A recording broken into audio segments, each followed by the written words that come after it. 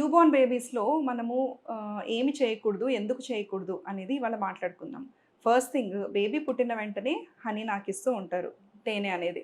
So, తేనె ఇవ్వడం వల్ల ఏం జరుగుతుంది అనంటే గ్యాస్ట్రైటిస్ వచ్చి బేబీకి వామిటింగ్ అయ్యే ఛాన్స్ ఉందనమాట. అండ్ ఆల్సో తేనెలో బాటులిజం స్పోర్స్ ఉంటాయండి. సో, దానివల్ల బేబీకి లైఫ్ థ్రెటనింగ్ కండిషన్ బాటులిజం వచ్చే ఛాన్స్ ఉందనమాట. అంటే బాడీ పారలైజ్ అయ్యే ఛాన్స్ ఉంది. సో, మీరు దాన్ని అవాయిడ్ చేసుకోవాలి. నెక్స్ట్ థింగ్ మదర్‌కి first day, second day pains అనేవి ఉంటాయి కాబట్టి పడుకొని ఫీడింగ్ ఇవ్వడానికి ప్రిఫర్ చేస్తూ ఉంటారు. సో, ఇలా చేసినట్లయితే బేబీ ఇయర్స్‌లోకి, నోస్‌లోకి మిల్క్ వెళ్ళిపోవడం వల్ల యాస్పిరేషన్ అయ్యే ఛాన్స్ ఉంది. ఇయర్ ఇన్ఫెక్షన్స్ వచ్చే ఛాన్స్ ఉంది. సో, కొంచెం వీలు చూసుకొని మదర్ కూర్చొని పాలివ్వడమే ఎప్పుడైనా సేఫ్టీ అనమాట. ఇంకొకటి ఫస్ట్ 1, 2 డేస్‌లో కొద్దిగా పాలు రావడం అనేది కొంతమంది మదర్స్‌కి ఆలస్యం అవుతూ ఉంటుంది. సో, అలా అప్పుడేం చేస్తారు వెంటనే ఫార్ములా ఫీడ్ స్టార్ట్ చేస్తారు. అయితే మీరలా ఇవ్వాలనుకుంటే కనుక దాన్ని మీరు చెంచాతోనో, లేకపోతే ఉగ్గు గిన్నెతోనో ఇవ్వడానికి ప్రయత్నం చేయండి.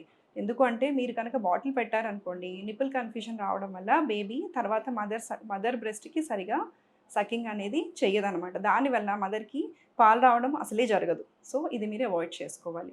నెక్స్ట్ థింగ్ ఇంటికి తీసుకెళ్ళిన తర్వాత మనం చేసేదేంటి? స్నానం. సో, స్నానం కూడా ఇంటికి వెళ్ళగానే కాకుండా మీరు బొడ్డు పూర్తిగా ఊడిన తర్వాత, డ్రై అయిపోయిన తర్వాత ప్రిఫర్ చేసుకోవాలి.